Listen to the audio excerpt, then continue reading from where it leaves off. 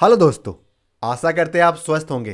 तो finally RPSC ने second grade के लिए आंसर की रिलीज कर दी है और हम अपने मुख्य सब्जेक्ट यानी एसएसटी की आंसर की देखेंगे। पहला प्रश्न, भारत में कौन से वर्ष में वन्यजीव संरक्षण अधिनियम लागू हुआ था? तो साधारण सी बात है कि 1972। तो इसका आंसर ऑप्शन 2 हो जाएगा। अगला प्रश्न, भारत की जनगणना 2011 के अनुसार वर्णित राज्यों को घनत्व के आरोही क्रम में क्या होता है? सबसे पहले छोटा, उसके बाद बड़ा, बड़ा, बड़ा। तो इस प्रकार हमें व्यवस्थित करना था। तो यहाँ पे सबसे कम घनत्व कौन से राज्य में है? तो ये होगा अरुणाचल प्रदेश, यानी इन दिए गए विकल्पों में से अरुणाचल में सबसे कम घनत्व है। उसके बाद में कौन सा आएगा? उसके बाद में आएगा ऑप्शन डी यानी मिजोरम, उसके बाद में सिक्किम और उसके बाद में नागालैंड। यानी अरुणाचल प्रदेश, मिजोरम, सिक्किम और नागालैंड जिसने भी लगाया है, यानी BDAC इसका राइट आंसर हो जाएगा। अगले प्रश्न में चलते हैं। सन 1992 में भारत समुद्र पारीय आर्थिक सहयोग निधि यानी OECF जापान द्वारा आरंभ अरावली वृक्षारोपण योजना का उद्देश्य बताएं। कहने का तात्पर्य यह है कि अरावली वृक्षारोपण योजना है, उसका ऑब्जेक्टिव क्या था, उद्देश्य क्या था? तो इसमें दे रखा है कि जो दे रखे वो सारे ही थे। कौन कौन से? जैसे अरावली पर्वत प्रदेश को हरा भरा रखना, ये तो सीधी सी बात है, होगा। उसके बाद में एनीकट का निर्माण कर जल संसाधन का संरक्षण करना, ये भी है। और भूमि का कटाव और अवैध खनन को रोकना, ये भी समाहित होता है। इस प्रकार हम कह सकते हैं कि सारे ही विकल्प सत्य है। तो ऑप्शन डी आरपीएससी ने इसका राइट आंसर माना है। अगले प्रश्न में चलते हैं। भारत की निम्नलिखित नदियों को उनके उद्गम स्थल से सुमेलित कीजिए और कूट के माध्यम से सही उत्तर का चयन कीजिए, यानी वो कहाँ से उद्गम हो रही है। तो सबसे पहले अगर बात करें हम किसकी, बेतवा नदी की, तो ये कहाँ से हो रही है? तो ये हो रही है भोपाल से। तो ए के साथ सी। फिर अगले बात है कि गोदावरी कहाँ से हो रही है? तो ये त्र्यंबक गांव से, त्र्यंबकेश्वर की पहाड़ी से। उसके बाद पेन्नार की बात करते हैं तो ये नंदीदुर्ग से हो रही है और सोन नदी व अमरकंटक से हो ही रही है। तो इस प्रकार कह सकते हैं कि CD और A भी जिसने लगाया है, यानी ऑप्शन सी जिसने भी लगाया है, उसका आंसर राइट हो जाएगा। अगले प्रश्न में चलते हैं। निम्नलिखित में से कौन सी पर्वत चोटी उत्तरी अरावली प्रदेश से संबंधित नहीं है? उत्तरी अरावली की बात कर रहे हैं और नाग पहाड़ कहाँ है? अजमेर में है। तो इसका मतलब उत्तरी अरावली में तो नहीं होगा, ये तो मध्य अरावली में होता है। तो ऑप्शन सी हमारा राइट हो जाएगा। अगले प्रश्न को देखते हैं। तो नाग पहाड़ इसका आंसर जिसने भी लगाया उसका राइट हो गया। साधन लागत पर विशुद्ध राष्ट्रीय उत्पाद यानी NNP इनमें से भी क्या जाना जाता है, यानी NNP किसे कहते हैं? तो देखो आरपीएससी ने जो इसको आंसर माना है वो क्या माना है? राष्ट्रीय आय। वैसे अगर आपने जो हमारे 40 टेस्ट सीरीज को लिया है तो आपको, मुझे नहीं लगता कि इन कॉन्सेप्ट में कोई दिक्कत हुई थी। उपभोग की सीमांत प्रवृत्ति लगभग बराबर होती है। तो उपभोग की सीमांत प्रवृत्ति तो क्या होगा? उपभोग की सीमांत प्रवृत्ति किसे कहेंगे? कि उपभोग में जितना परिवर्तन हो गया उसमें भाग देंगे आय में जितना परिवर्तन हो गया। तो इससे क्या आएगा?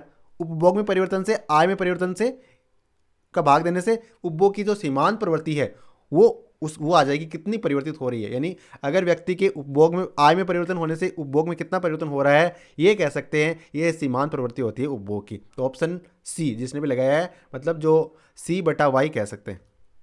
अगले प्रश्न को देखते हैं। यदि मांग की आय लोच एक से ज्यादा हो, है ना, और धनात्मक हो तो वह वस्तु क्या होगी? तो विलासिता वाली वस्तु होगी। क्या माना है आरपीएससी ने इसका आंसर? विलासिता वाली वस्तु इसका आंसर माना है। अगले प्रश्न को देखते हैं। अन्य बातें स्थिर रहते हुए एक वस्तु की कीमत गिरने के परिणाम को व्यक्त किया जाता है, यानी बाकी बातें स्थिर है लेकिन कीमत गिर गई।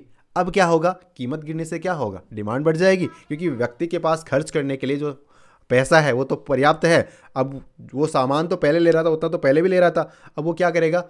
अधिक लेगा उससे, क्योंकि उसके पास एक्स्ट्रा पैसा पड़ा हुआ है। तो मांग की मात्रा में विस्तार होगा। ऑप्शन सी इसका राइट हो जाएगा। अगले प्रश्न को देखते हैं। सरवाड़ और राजमहल खनन क्षेत्र किसके लिए फेमस है? तो सरवाड़ और राजमहल है वो गार्नेट खनिज के लिए प्रसिद्ध है। किसके लिए? गार्नेट। तो जिसने भी इसका आंसर ऑप्शन 3 यानी गार्नेट लगाया है उसका आंसर बोर्ड ने राइट माना है।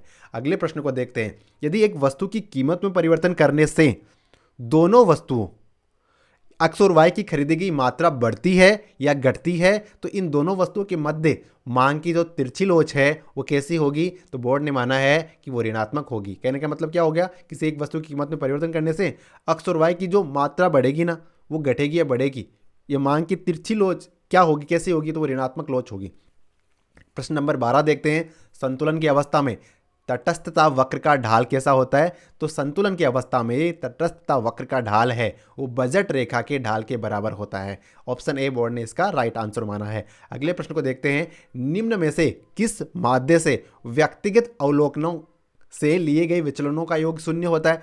तो देखो, बहुलक माध्य का कहीं भी हो सकते हैं, लेकिन समांतर माध्य क्या कैसे निकालते हैं कि हम पर्टिकुलर पॉइंट से निकालते हैं और वहां से जितने भी अक्षर है उसका मध्य का होता है, तो छोटे वाले निकालेंगे वो प्लस में हो जाएंगे, बड़े वाले निकालेंगे वो माइनस में हो जाएंगे, फिर उनका योग करेंगे तो अंततः क्या आएगा, जीरो आएगा। तो इसका मतलब ओनली जो हम साधारण शब्दों में जिसे औसत कहते हैं ना, उसमें ही अगर जो हमारे पास समंक है उनमें से अगर निकालेंगे, हम डिप्रिशिएट करेंगे या फिर विड्रॉ करेंगे तो वो शून्य आएगा। तो वो क्या आंसर हो गया इसका, ऑप्शन 3 यानी समांतर माध्य इसका राइट आंसर हो जाएगा। अगले प्रश्न को देखते हैं, निम्न में से किस माध्य में चरम मूल्यों का प्रभाव न्यूनतम होता है। तो चरम मूल्य, देखो बहुलक क्या होता है, कोई जो नंबर है वो कितनी अधिक बार आया है, उससे मूल्य की मात्रा कितने छोटे कितने बड़े हो सकता है। जैसे मान लीजिए एक संख्या 1 1 4 3 17,572, अब 17,572 25 बार लिख दिया, ठीक है। अब इसमें बहुलक क्या होगा, ऑब्वियसली बात है जो 17,572 ही होगा, तो उतनी बड़ी राशि, जबकि बाकी तो बहुत छोटी छोटी है, जबकि बहुलक वो हो रहा है। लेकिन माध्य का और माध्य के मामले में क्या होगा, हम इस प्रकार के सेटअप करेंगे कि वो बीच का कोई समंक हो, है ना। तो इस प्रकार बहुलक है उसका चरम मूल्य पर कोई प्रभाव नहीं पड़ता। हमने इसको बहुत आसानी से समझा भी था। निम्न में से कौन से कारक में पूर्ति वक्र का विवर्तन नहीं होता। तो पूर्ति वक्र का विवर्तन किस में नहीं होता, तो पूर्ति की गई वस्तु की कीमत में परिवर्तन नहीं होता। तो कह सकते हैं ऑप्शन 2 हमारा राइट आंसर हो जाएगा। 16 नंबर में पूर्ति की गई वस्तु की कीमत इसका राइट आंसर बोर्ड ने माना है। एक मुलान अकेडमी बहुत ही शानदार कोर्स लेके आ रही है और आपको इनरोल होना चाहिए। आपको होना चाहिए, आपके मतलब जो रिश्तेदार है, भाई है, बहन है, या कोई भी विद्यार्थी जो ज्ञान अर्जित करना चाहता है। देखिए ये जो प्रोग्राम लेके आ रही है मुलान अकेडमी, इसका उद्देश्य गेनिंग नॉलेज है। इसका नाम दिया है स्काई वन और ये 100 डेज का प्रोग्राम होगा और बहुत ही शानदार इसमें क्वालिटी नॉलेज आपको दिया जाएगा। इसमें क्या होगा, हम जो कह रहे हैं कि एक सीरीज़ के माध्यम से आपको नॉलेज देंगे। जैसे मान लीजिए स्काई 1 नाम दिया, इसके बाद स्काई 2, स्काई 3, स्काई 4, स्काई 5 आएगा। अगर आप ये 5 सीरीज लगातार ले लेते हो तो बाद में आपकी सफलता को कोई भी नहीं रोक सकता। लेकिन कहने का मतलब आपको कम से कम इसमें 1.5 साल का समय तो देना पड़ेगा अगर आपको अपने बेसिक को मजबूत करना है तो बाकी उम्मीद है आप इससे जरूर जुड़ेंगे। अगले प्रश्न को देखते हैं, निम्न में से किसे विस्तृत मृदा के रूप में जाना जाता है। तो मृदा नहीं, विस्तृत मुद्रा। वैसे तो देखो M3 और M4 है ना, मैंने आपको बताया था दोनों विस्तृत मुद्रा है, लेकिन इसमें आरपीएससी ने जो आंसर माना है वो M3 माना है। वैसे देखो ब्रॉड मनी क्या होती है, जो मतलब विस्तृत, उसमें सारी चीज़ें समाहित होती है। तो वैसे तो M4 में समाहित होती है, M3 में भी होती है, लेकिन जो मुख्यतः चलता है, अगर दोनों M3 M4 दे रखा हो तब इसमें M3 आरपीएससी ने इसका राइट आंसर माना है। बाकी इसमें कुछ अगर 19-20 होता है, डिलीट वगैरह होता है तो वो अलग बात है।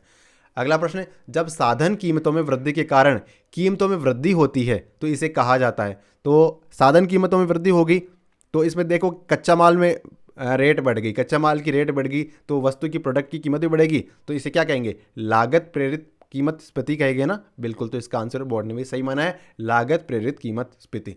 निम्न में से कौन सा उपाय भारतीय रिजर्व बैंक के चयनित साख नियंत्रण उपायों में से है, मतलब चयनित नियंत्रण उपायों में से।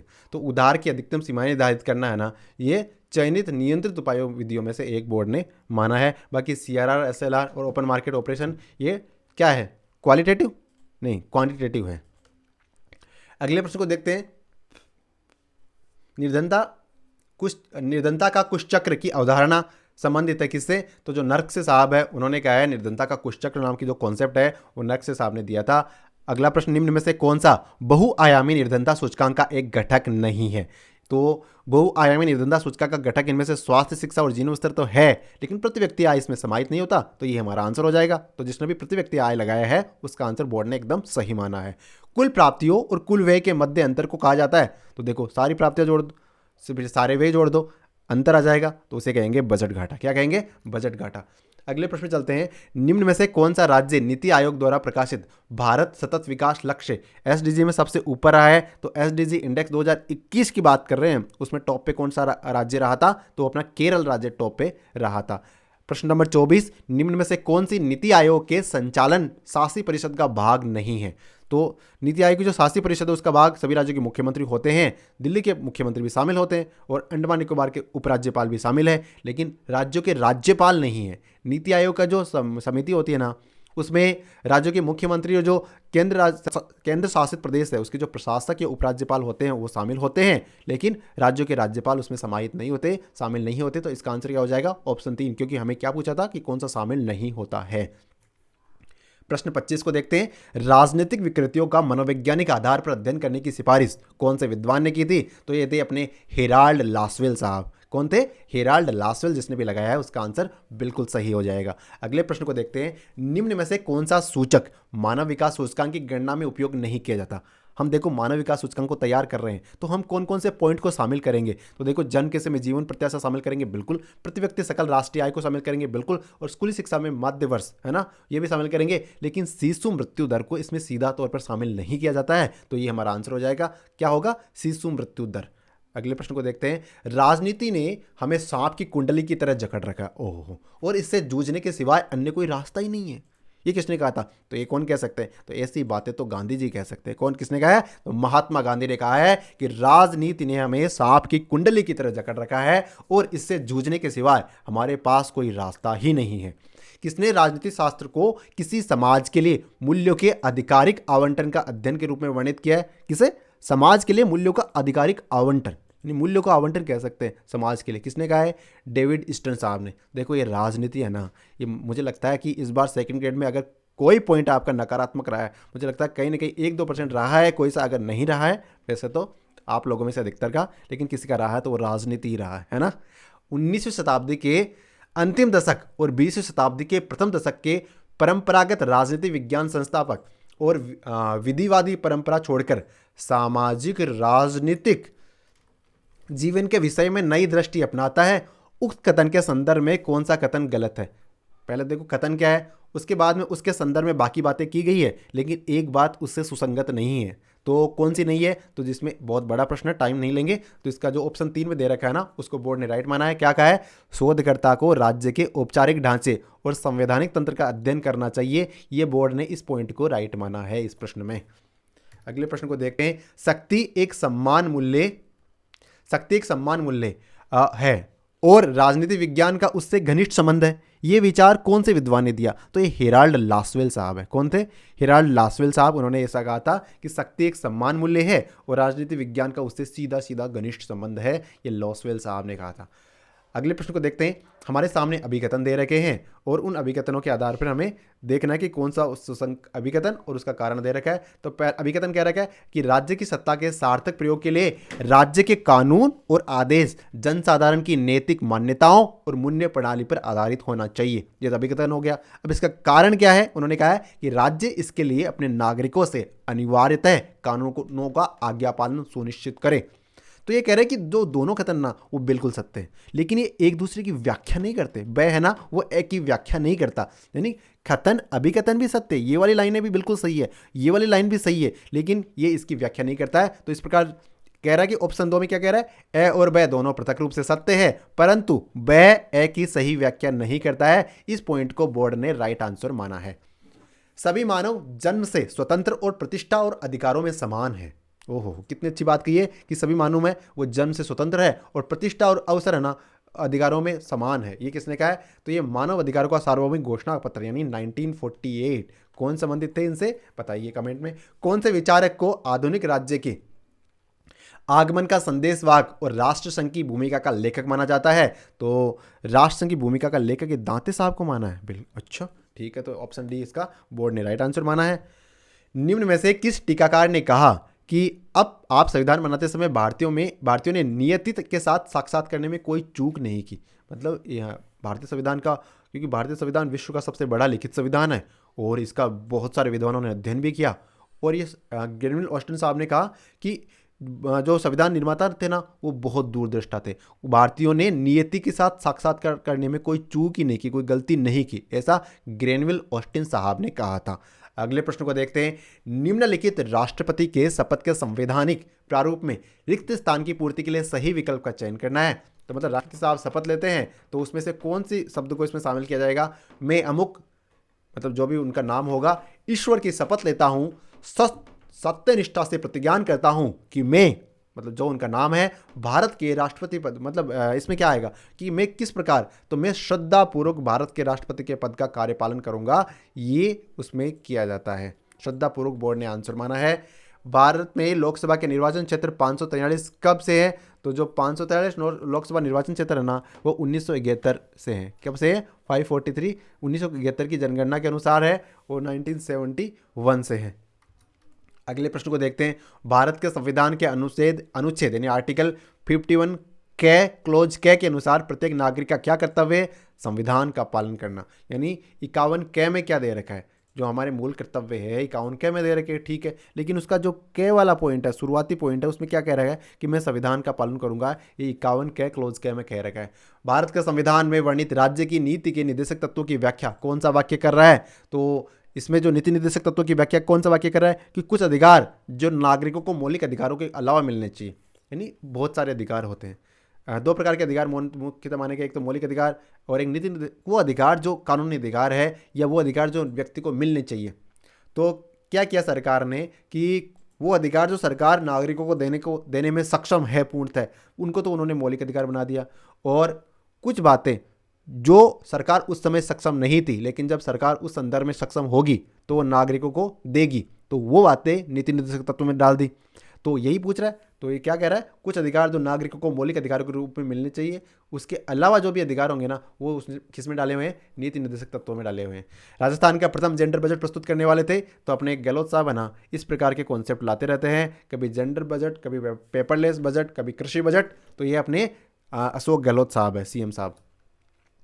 अनुच्छेद 20 और 21 के मूल अधिकार आपातकाल में स्थगित नहीं किया जा सकते, है ना। निम्नलिखित में से कौन सा कथन उक्त प्रावधान के संदर्भ में सही है? तो जो 20 और 21 के संबंध में जो आपातकाल में स्थगित नहीं किए जा सकते, ये इसके संबंध में इनमें से कथन जो सही कथन है वो कौन सा संबंधित है इससे? तो 44वें संविधान संशोधन में ये प्रावधान अंततः स्थापित किया गया था, ये कथन सत्य माना गया है। कौन सा? ऑप्शन डी, यानी 44वें संविधान संशोधन के माध्यम से ये बात कही गई है कि 20 और 21 को आपातकाल के दौरान स्थगित नहीं किया जा सकता, ठीक है ना। संयुक्त राष्ट्र संघ की सुरक्षा परिषद के अस्थायी सदस्यों की संख्या 6 से बढ़ा के 10 कौन से साल में की गई? तो 1965 में, यानी जब भारत और पाकिस्तान का वॉर हुआ था ना, उस साल में यूनाइटेड नेशन की जो सुरक्षा परिषद है, सिक्योरिटी काउंसिल है, उसके सदस्यों की संख्या पहले 6 थी, बाद में जो अस्थायी सदस्य है, अभी अस्थायी 10 सदस्य 10 ही होते हैं ना, बिल्कुल अभी 10 ही होते हैं, यानी 5 तो स्थायी और 10 अस्थायी, टोटल 15 सदस्य होते हैं सुरक्षा परिषद के। और भारत कब तक कितने बार बन चुका है? 8 बार। तो 1965 में ये 10 सदस्य हुए थे। भारतीय संविधान के अनुच्छेद 51 में वर्णित अंतर्राष्ट्रीय शांति और सुरक्षा की अभिवृद्धि हेतु राज्य प्रयास करेगा, इसी संदर्भ में सूची 1 को सूची 2 में से सम्मिलित करना था। तो इसका आंसर बोर्ड ने माना है, वो माना है 3, 2, 1, 4 वाला विकल्प माना है। कह सकते हैं कि 51 कै का संबंध है अंतर्राष्ट्रीय शांति और सुरक्षा, ये तो 51 कै, तो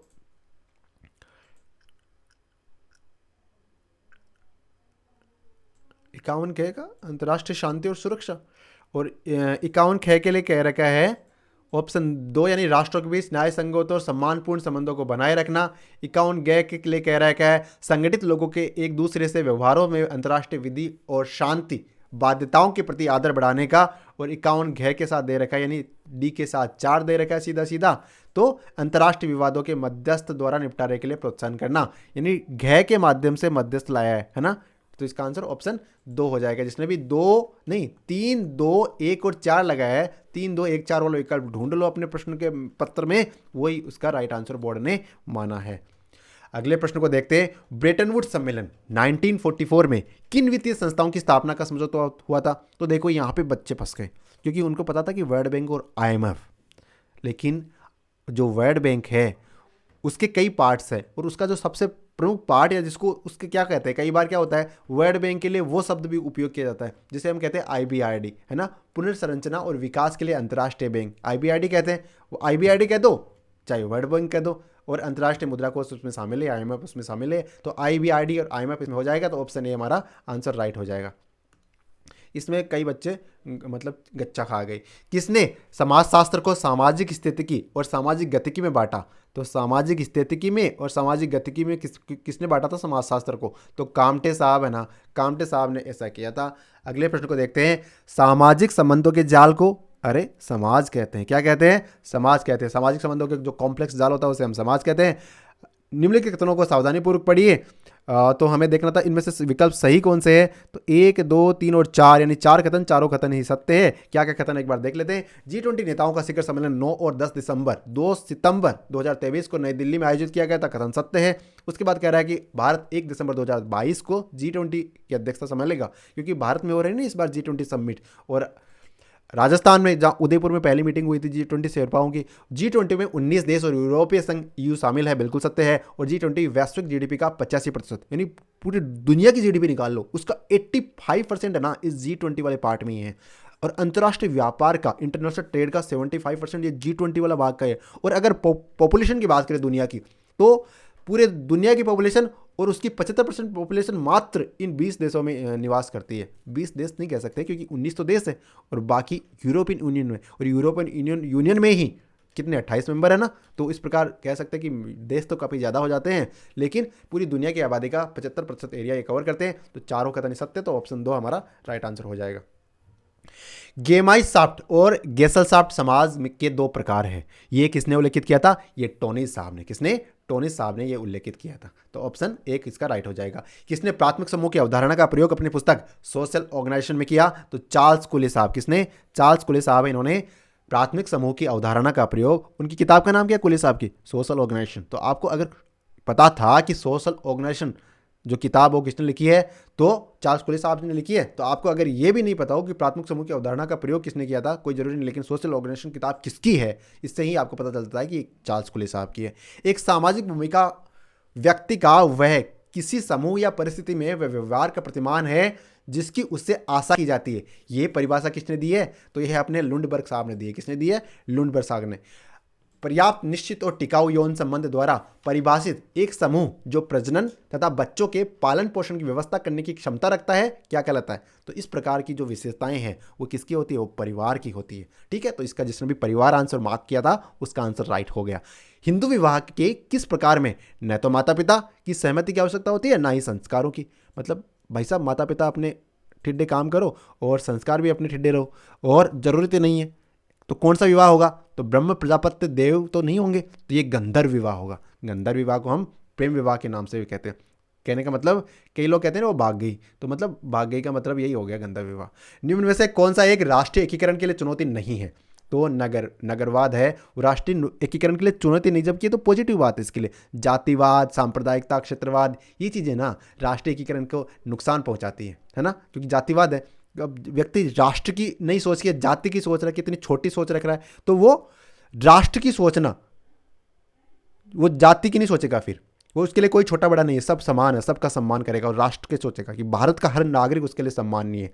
सांप्रदायिकतावादी वो क्या ही करेगा, मतलब कोई धर्मों के पेच में फंस गया हो, कोई क्षेत्रवाद में रहेगा कि अरे मैं तो इस पर्टिकुलर जगह से हूँ, मतलब उसमें अपना प्राइड देखेगा। जबकि प्राइड राष्ट्रीय एकीकरण में, नगरवाद से राष्ट्रीय एकीकरण कोई नुकसान नहीं है। नगरवाद वाला व्यक्ति तो राष्ट्रीय एकीकरण की देखेगा, क्योंकि उससे सुरक्षा, शांति, सारी चीज़ें उसी के माध्यम से उपलब्ध हो सकती है। व्हाट इज सोशियोलॉजी, ये किताब किसने लिखी है, तो एलेक्स इंकल्स साहब है। किसने। एलेक्स इंकल्स। क्या नाम है, एलेक्स इंकल्स साहब है, इन्होंने किताब लिखी, किताब का नाम है व्हाट इज सोशियोलॉजी। ठीक है, तो ऑप्शन 3 हमारा राइट हो गया।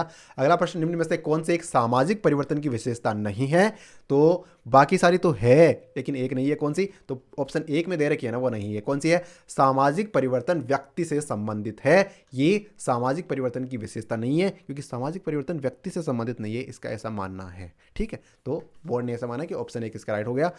अगला प्रश्न, वैसे तो हमने देखो टिक लगाते हुए थोड़ी सी संवेदना रखी है, थोड़ी सी क्या पूरी संवेदना रखी है अपनी तरफ से, लेकिन हो सकता है कहीं 19-20 हो जाए, तो आपको हाइपर नहीं होना यार, ह्यूमन एरर तो हो सकती है। हमने शुरुआत करी तब क्या कहा था कि गलतियां इंसान से होती है, भगवान से नहीं। हम भगवान नहीं बनना चाहते, हम भक्ति रहना चाहते, तो 1-2 गलतियां तो हम करेंगे निश्चित है। प्रतिवर्ष अंतर्राष्ट्रीय भ्रष्टाचार निरोधक दिवस कब मनाया गया, तो दिसंबर 9 को, यानी भ्रष्टाचार निरोधक दिवस मनाया जाता है। किस डेट को मनाया जाता है, तो ये 9 दिसंबर को मनाया जाता है। व्यक्ति का वह पद जिसे व्यक्ति किसी समूह में अपने लिंग, आयु, परिवार, वर्ग, व्यवसाय, विवाह और उपलब्धियों आदि के फलस्वरूप प्राप्त करता है, कहलाता है, उसे हम कहते हैं परिस्थिति। क्या कहते हैं, कहने एक बार फिर से समझते हैं, बहुत ही अच्छी चीज़ है। व्यक्ति का वह पद जिसमें व्यक्ति किसी समूह में अपने लिंग, आयु, परिवार, वर्ग, व्यवसाय, विवाह और उपलब्धियों के आदि के फलस्वरूप प्राप्त करता है। यानी अगर व्यक्ति अपने लिंग से, अपनी आयु से, अपने परिवार से, किस वर्ग में आता है, क्या व्यवसाय करता है, मतलब विवाह से, और आदि कोई उपलब्धियां हासिल करी है ना, तो उससे वो स्थिति नहीं, परिस्थिति प्राप्त करता है। क्या होता है? परिस्थिति। तो ऑप्शन 2 हमारा राइट हो जाएगा। अगले प्रश्न में चलते हैं। मुख्य परिस्थिति की अवधारणा किसने दी? तो मुख्य परिस्थिति की जो अवधारणा है वो E.T. हिल्लर साहब ने दी। किसने दी? E.T. हिल्लर साहब है ये, तो इन्होंने दी थी ये अवधारणा। History of caste in India, history of caste in India किताब किसने लिखी थी? तो S.V. केलकर साहब ने, S.V. केलकर साहब है, इन्होंने किताब लिखी history of caste in India. ठीक है। समाजशास्त्री होने के नाते हमारा सीधा संबंध सामाजिक संबंधों से, यह वह केवल इन्हीं सामाजिक संबंधों में परिवर्तन है जिसे हम सामाजिक परिवर्तन कहते हैं। इतना बड़ा कथन किसने दिया है? ये मैकाइवर और पेज साहब ने दिया है, क्योंकि इतना बड़ा कथन एक बंदा तो कैसे दे सकता है। क्या कह रहे हैं? समाजशास्त्री होने के नाते हमारा सीधा संबंध सामाजिक संबंधों से, वह केवल उन्हीं संबंधों से परिवर्तन है जिसे हम सामाजिक परिवर्तन कहते हैं। ये मैकाइवर और पेज साहब ने कहा है। किसने कहा है? मैकाइवर और पेज इसने लगाया, उसका आंसर राइट हो गया। संस्कृति की गरीबी की अवधारणा किसने दी? तो ये ऑस्कर लुईस साहब ने दी। संस्कृति की गरीबी की अवधारणा ऑस्कर लुईस साहब ने दी। अगला प्रश्न, निम्न में से कौन सा एक पुरुषार्थ का तत्व नहीं है? तो धर्म, अर्थ, काम और मोक्ष तो होता है, लेकिन इसमें संस्कार तो होता ही नहीं इन चारों में। तो इसका मतलब यही हमारा आंसर हो गया। तो पुरुषार्थ का तत्व नहीं है, संस्कार नहीं है। जो पुरुषार्थ का तत्व कौन से? धर्म, अर्थ, इसमें काम नहीं दे रखा तो काम होता है, और चौथा क्या हो गया? मोक्ष। तो इस प्रकार ये पुरुषार्थ का तत्व, संस्कार नहीं है। तो इसका आंसर ऑप्शन 2 हो जाएगा। मिलान करना है हमें। ठीक है। तो देखो, सबसे पहले देखना है कि जो हिंदू सोशल ऑर्गेनाइजेशन किताब है, इसके लेखक कौन है? तो इसके लेखक है प्रभु साहब। कौन है? प्रभु जी है। हिंदू सोशल ऑर्गेनाइजेशन किताब के लेखक प्रभु जी। ठीक है। उसके बाद marriage and family in India के लेखक कौन है? तो इसके लेखक है कपाड़िया साहब।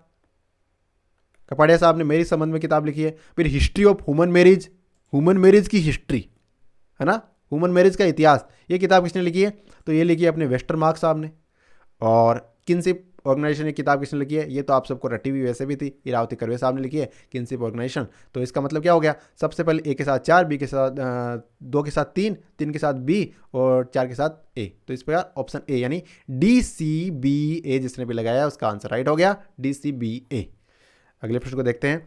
प्रशासन का क्षेत्र व्यापार का क्षेत्र है और वह राजनीति की जल्दबाजी और संघर्षों से दूर है। ये किसने कहा है? तो ये वुड्रो विल्सन ने कहा है। ठीक है। क्या कह रहे हैं? प्रशासन का क्षेत्र व्यापार का क्षेत्र है और वह राजनीति की जल्दबाजी और संघर्षों से दूर है। ये वुड्रो विल्सन साहब ने कहा है। संतानम कमेटी की नियुक्ति किस समस्या को रोकने के लिए की गई थी? तो संतानम कमेटी की नियुक्ति है ना, वो भ्रष्टाचार को रोकने के लिए की गई थी। तो इसका आंसर बोर्ड ने क्या माना है? ऑप्शन 3 यानी भ्रष्टाचार।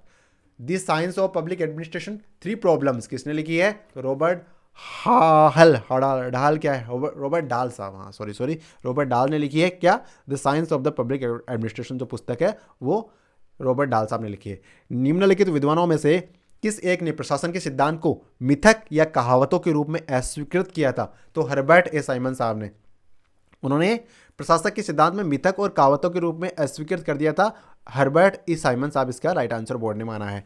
यह कथन किसका है कि मानवीय समस्या के मानवीय समाधान के लिए मानवीय तथ्य, आंकड़ों और मानवीय उपकरणों की आवश्यकता होती है? तो ये मानवीय लगाया ना, तो ये रोथ लिसबर्गर साहब है। कौन है? रोथ लिसबर्गर साहब। ठीक है। एक बार कथन को देख लेते हैं कि यह कथन किसका है कि मानवीय समस्या के मानवीय समाधान के लिए मानवीय तथ्य, आंकड़ों का मानवीय उपकरणों की आवश्यकता होती है। तो ये रोथ लिसबर्गर साहब ने ऐसा कहा है। तो ऑप्शन 1 इसका राइट आंसर बोर्ड ने माना है।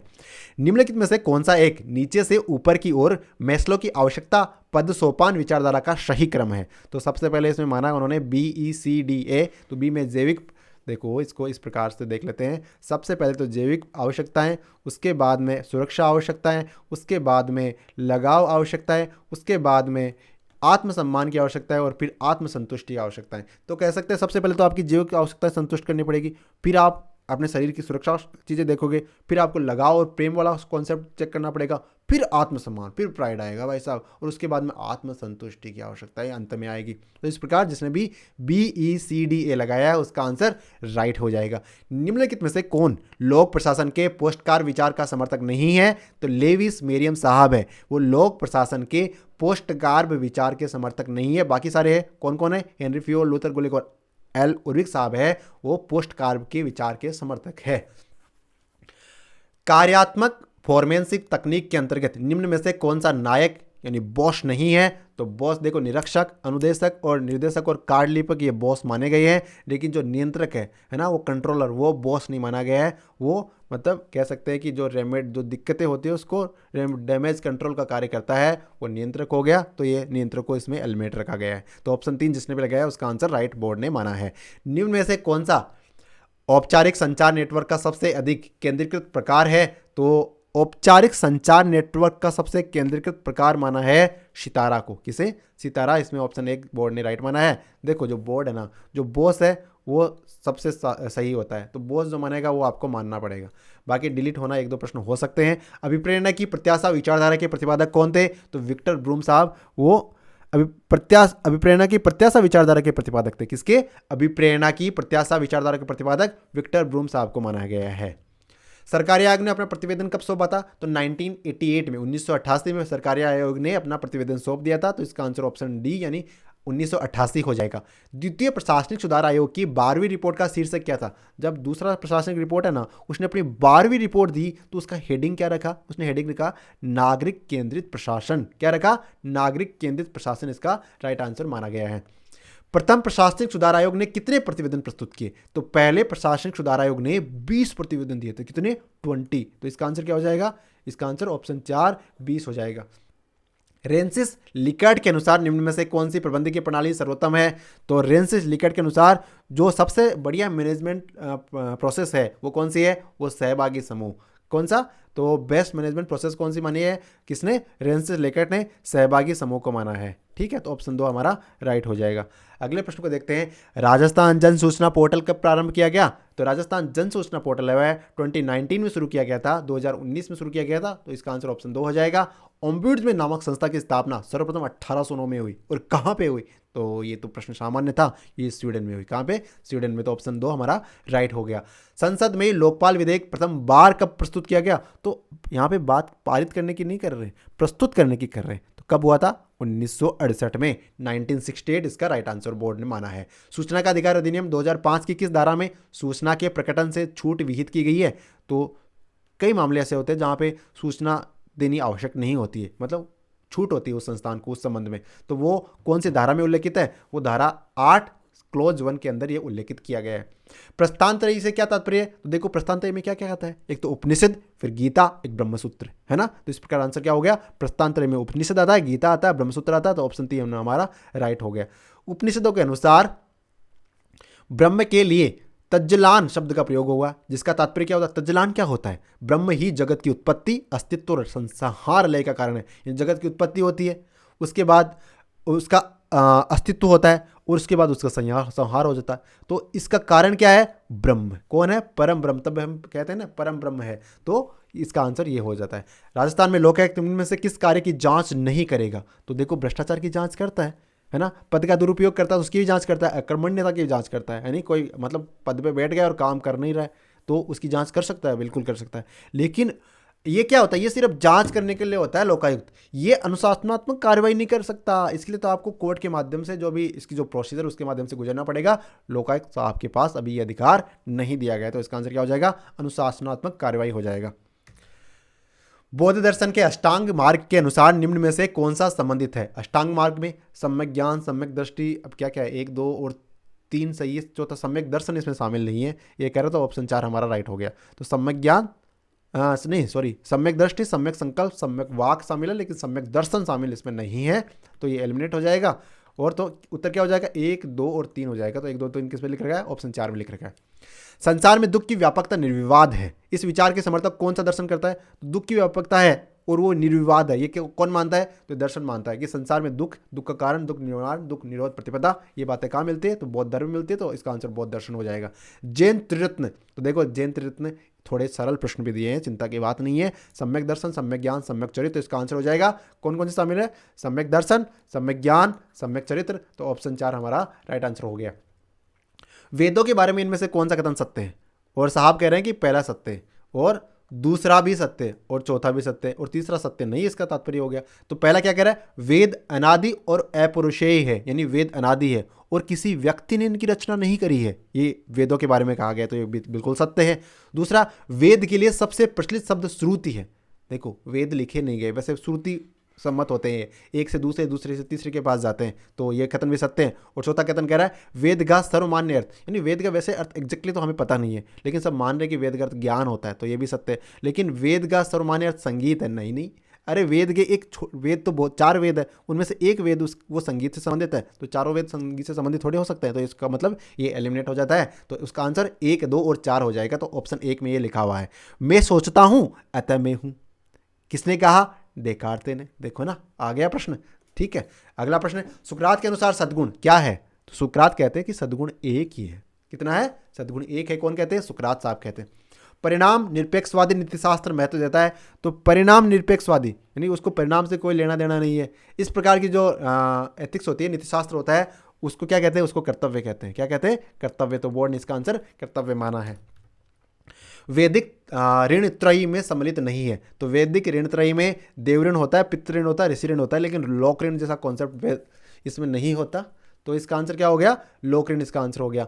आंख के बदले आंख और दांत के बदले दांत का समर्थन करता है दंड का प्रतिकारात्मक सिद्धांत। ये कहता है भैया जैसे तुमने आंख निकाली ना, तो बदले में तुम्हारी आंख निकलेगी, और तुमने दांत तोड़े तो दांत तोड़े जाएंगे। तो बाद में कोई आंख नहीं निकालेगा, कोई दांत नहीं तोड़ेगा। तो इसे क्या कहते हैं? दंड का प्रतिकारात्मक सिद्धांत। क्या कहेंगे? दंड का प्रतिकारात्मक सिद्धांत कहेंगे। सुखों में गुणात्मक भेद स्वीकार्य है। सुखवादी जेएस मिल को, मतलब सुख के अंदर गुणात्मक भेद मानते हैं। कौन? ये जेएस मिल साहब मानते हैं। और एक किस कैटेगरी में पढ़ते हैं? ये सुखवादी माने गए। गांधी दर्शन के अनुसार ईश्वर विषयक का सर्वाधिक उपयुक्त विचार है। तो सत्य ही ईश्वर है। गांधी जी कहते हैं सत्य ही ईश्वर है। तो इसका आंसर ऑप्शन 1 हो गया। नैतिक सिद्धांत कर्तव्य के लिए कर्तव्य संबंधित है। तो कर्तव्य के लिए कर्तव्य है ना, ये कांट साहब ने दिया था। किसने दिया? कांट साहब ने दिया। तो ऑप्शन 2 हमारा राइट हो गया। संकल्प स्वातंत्र्य की अनिवार्य शर्तों में क्या शामिल है? तो देखो इसमें कह रहा है कि ऑप्शन 1 शामिल है, 2 शामिल है और 4 शामिल है, यानी 3 नहीं है। क्या है इसमें? कर्म करने की क्षमता शामिल है, ज्ञान और उद्देश्य शामिल है, विकल्पों की उपस्थिति शामिल है, लेकिन न्याय का आचरण इसमें शामिल नहीं है। तो इसमें देखते तो 1, 2 और 4, तो ये हमारा राइट आंसर हो गया। कांट का कठोरवाद समर्थन करता है किसका? चाहिए में कर सकना निहित है का। ये मतलब कांट का कठोरवाद है ना, वो चाहिए में कर सकना निहित है, इसको बात को मानता है। सुकरात संदेहवादी नहीं है। क्यों? क्योंकि संदेह असंदिग्ध सत्य पर पहुंचने का साधन है। सुकरात है ना, वो संदेहवादी नहीं है। क्योंकि संदेह है, उनका संदेह असंदिग्ध सत्य पर पहुंचने का साधन है, इसलिए वो संदेहवादी नहीं माने गए हैं। अगला प्रश्न, निम्न में से ऋग्वेद के किस मंडल में एकम सदम विप्रा बहुधा वदंती अग्रियमम का उल्लेख मिलता है? तो ये प्रथम मंडल में कहा गया है कि सत्य एक होता है। सत्य ना, सत्य एक है, लेकिन जो विद्वान लोग होते हैं उस सत्य का अपने अपने हिसाब से वर्णन करते हैं, है ना। एकम सत्य विप्रा बहुधा वदंती कहते हैं ना हम लाइन, तो उसका तात्पर्य यही होता है। और ये जो अपना ऋग्वेद है उसके पहले मंडल में ही लिखा हुआ है, इतनी बड़ी बात है ना। तो देखो कितनी गूढ़ बात है ना, और आज की जनरेशन उसको समझ नहीं रही है। बौद्ध धर्म में संघ प्रवेश को क्या कहा जाता है? तो जब बौद्ध धर्म में संघ, देखो रीट प्री में भी ऐसा प्रश्न आया था ना, तो बौद्ध धर्म में संघ प्रवेश को क्या कहते हैं? उपसंपदा। क्या कहेंगे? उपसंपदा कहेंगे। तो ऑप्शन 2 हमारा राइट हो जाएगा। निम्न में से अशोक के किस प्रमुख शिलालेख में वचोगुति, बहुश्रुत और समवाय का पर बल दिया गया, जिससे उसकी धार्मिक सहिष्णुता नीति का प्रकटीकरण होता है? तो इस प्रकार जो कॉन्सेप्ट है वो अशोक का शिलालेख नंबर 12 है ना, उसमें दिया गया है। कौन सा? तो जिसने भी ऑप्शन 3 यानी 12 आंसर लिखा है उसका आंसर राइट हो जाएगा। निम्न में से कौन सी जातक के दृश्य शांति स्तूप की तोरण द्वार और स्तंभों पर उत्कीर्ण नहीं है? तो ये महाजनक जातक है, इसमें उत्कीर्ण नहीं है, तो ये हमारा राइट आंसर हो जाएगा। निम्न में से किसने देवी चंद्रगुप्तम नाटक की रचना की? तो विशाख दत्त है, उन्होंने नाटक करी थी देवी चंद्रगुप्तम की, बिल्कुल सत्य कथन है। निम्न में से किस राज्य में सिंधु घाटी सभ्यता का स्थल जूनीकरण अवस्थित है? जो जूनीकरण कहाँ पे? जूनीकरण बहुत खबरों में भी रहा था और हमने भी इसको देखा था। तो ये गुजरात में अवस्थित है। कहाँ पे? गुजरात। तो इसका आंसर ऑप्शन 1 हो जाएगा। अगले प्रश्न में देखते हैं, निम्न में से किस मुगल सम्राट ने अलतमगा जागीर को आरंभ किया था? तो जो जहांगीर था ना, उसने किया था किसको प्रारंभ? अलतमगा जागीर को। ठीक है। निम्न में से शिवाजी ने किस किले का नाम बदलकर सिंहगढ़ कर दिया था? तो कोंडाना किला। हमने बात करी थी ना, कैसे बात करी थी? वो जो मूवी थी ना तानाजी के बारे में हमने बात करी थी। तो उस तानाजी में जो तानाजी ने जो किला बचाया था, कौन सा? कोंडाना। अजय देवगन ने जो किला बचाया था, कोंडाना किला बचाया था। तो उस किला का नाम बदलकर शिवाजी ने क्या कर दिया था? तो शिवाजी ने उसका नाम चेंज करके सिंहगढ़ कर दिया था। निम्न में से किसने यंग इंडिया नामक पुस्तक लिखी थी? तो लाला लाजपत राय साहब है, इन्होंने लिखी थी किताब यंग इंडिया। क्या लिखी? Young India. बोर्ड ने माना है कि यंग इंडिया नाम की किताब लाला लाजपत राय साहब ने लिखी थी। सॉरी। कांग्रेस कार्यकारिणी समिति में निम्न में से किस स्थान पर असहयोग आंदोलन को समाप्त करने संबंधी प्रस्ताव पारित किया गया था?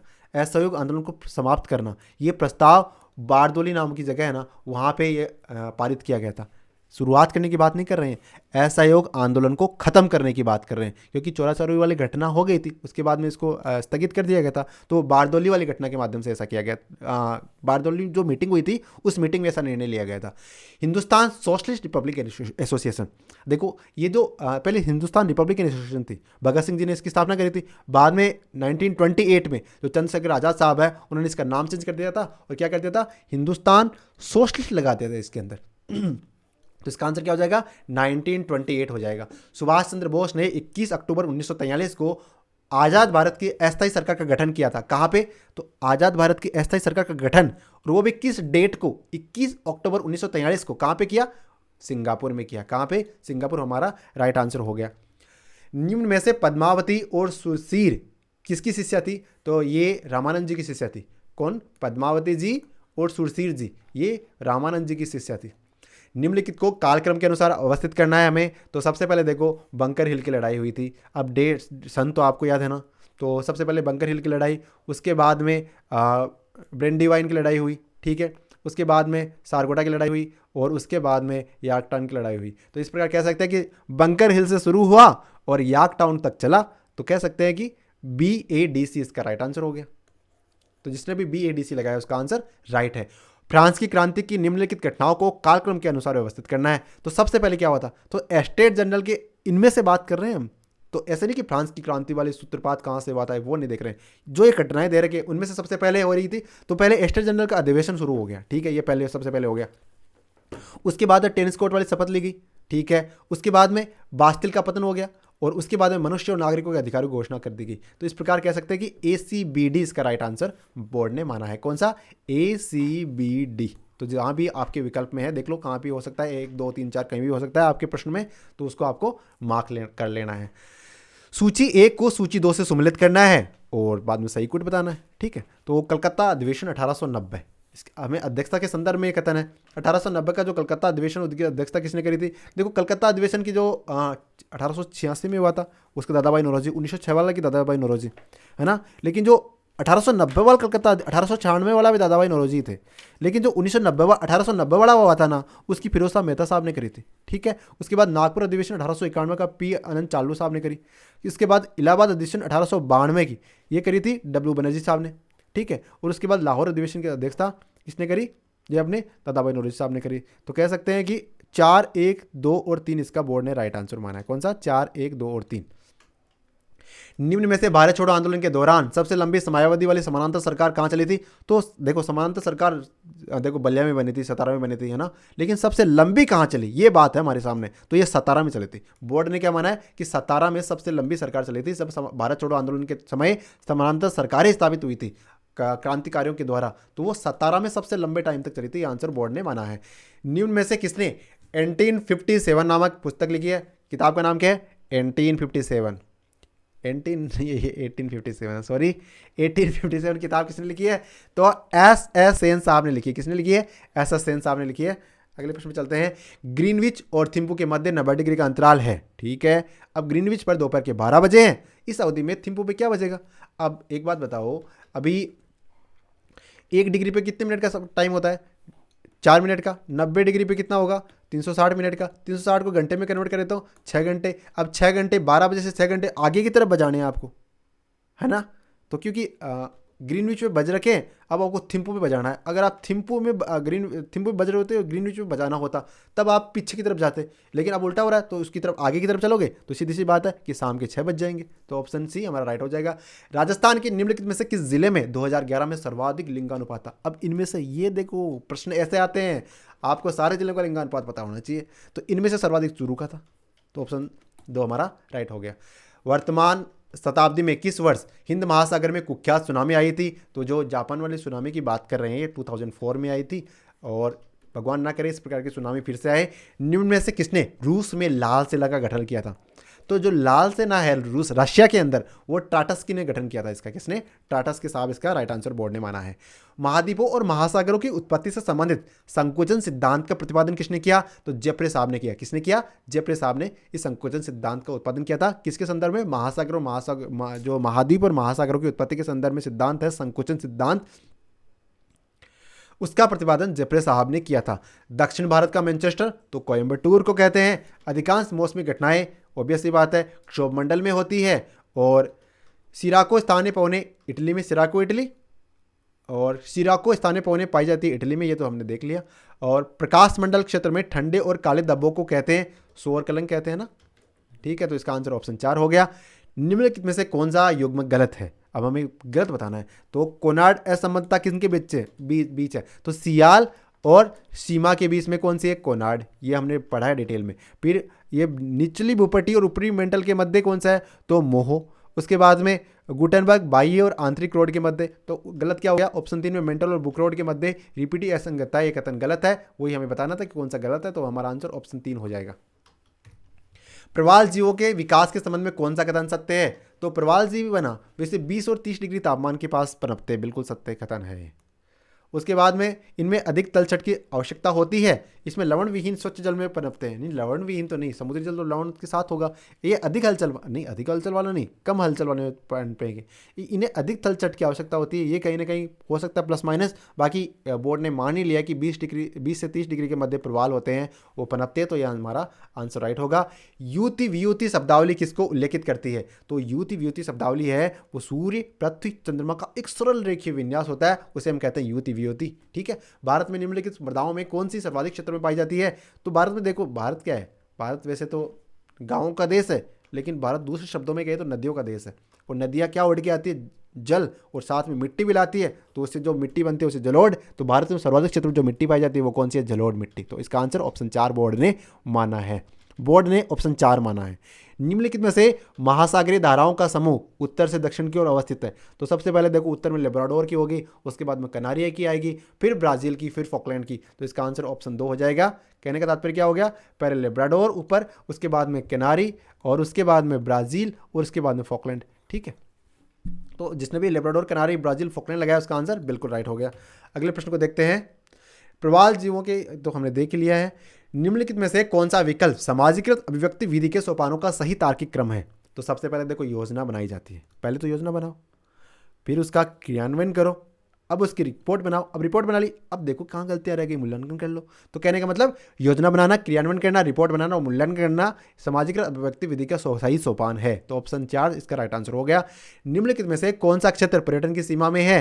तो सामाजिक विज्ञान में कुछ चयनित विषयों के लिए उपयोगी, ये इसका राइट आंसर बोर्ड ने माना है। अगला प्रश्न, प्रायोजना को पूर्ण करने के सोपानों को अवस्थित क्रम में नीचे दिया जा रहा है, आपको सही क्रम से सेट करना है। तो सबसे पहले देखो, परिस्थिति देना क्या होगा?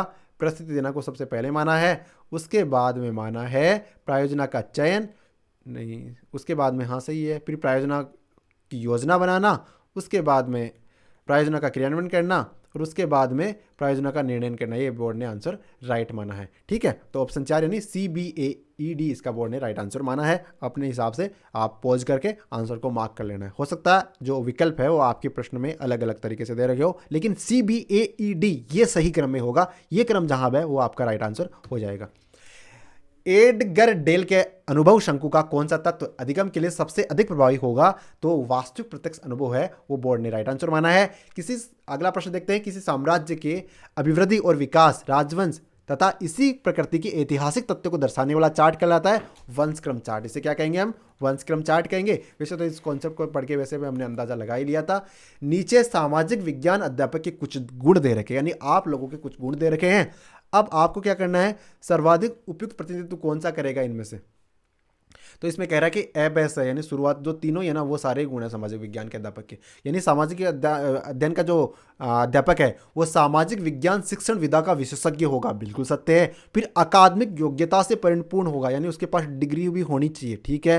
फिर मानवीय गुण भी होने चाहिए उसके पास में, है ना। इस प्रकार ये सारे ही गुण एक सामाजिक विज्ञान के अध्यापक के पास होना चाहिए, और आप लोगों के पास तो ये कूट कूट के भरे हुए हैं। निम्नलिखित में से कौन सा एक दृश्य सामग्री का प्रकार है? तो दृश्य सामग्री की बात कर रहे हैं तो देखो television, film strip, tape recording और चलचित्र। अब इसमें से कौन सा दृश्य सामग्री का प्रकार है? इसमें फिल्म स्ट्रिप है, इसको माना है। तो अब पता नहीं है टेलीविजन को, चलचित्र को कैसे नहीं माना। टेप रिकॉर्डिंग कौन सा नहीं है, ऐसे होता तब तो टेप रिकॉर्डिंग हो जाता, लेकिन बोर्ड ने जो आंसर फिल्म स्ट्रिप माना है, इसमें होना चाहिए नहीं है और इसका आंसर टेप रिकॉर्डिंग माना जाना चाहिए था। ये डिलीट हो सकता है कहीं ना कहीं। एनसीएफ 2005 के से संबंधित सामाजिक विज्ञान के शिक्षण के लिए तैयार किया जाने वाला आधार पत्र के राष्ट्रीय फोकस समूह के अध्यक्ष कौन थे? तो प्रोफेसर गोपाल गुरु। कौन थे? प्रोफेसर गोपाल गुरु साहब इसके अध्यक्ष थे। तो आंसर ऑप्शन 2 हो जाएगा। अगला प्रश्न, निम्नलिखित में से कौन सा पाठ योजना हेतु हर्बिटियन उपागम का सोपान नहीं है? तो खोज करना है ना, ये हर्बिटियन उपागम में शामिल नहीं किया गया। प्रस्तुतिकरण, तुलना और संबंध और सामान्यीकरण शामिल है, लेकिन ये खोज करना नहीं है। तो कौन सा नहीं है पूछा था, तो खोज करना इसका राइट आंसर बोर्ड ने माना है। निम्नलिखित में से कौन सी इकाई योजना की विशेषता नहीं है? इकाई योजना की विशेषता कौन सी नहीं है? तो ऑप्शन 3 में दे रखा है वो नहीं है, यानी इकाई योजना में अंश से संपूर्ण के सिद्धांत का पालन किया जाता है। ये हमारा आंसर राइट हो जाएगा, क्योंकि ये विशेषता इसकी इकाई योजना की नहीं है। इकाई योजना किस मनोविज्ञान पर आधारित होती है? तो एक गेस्टाल्ट मनोविज्ञान पर आधारित होती है। जो इकाई योजना है ये गेस्टाल्ट मनोविज्ञान पर आधारित होती है।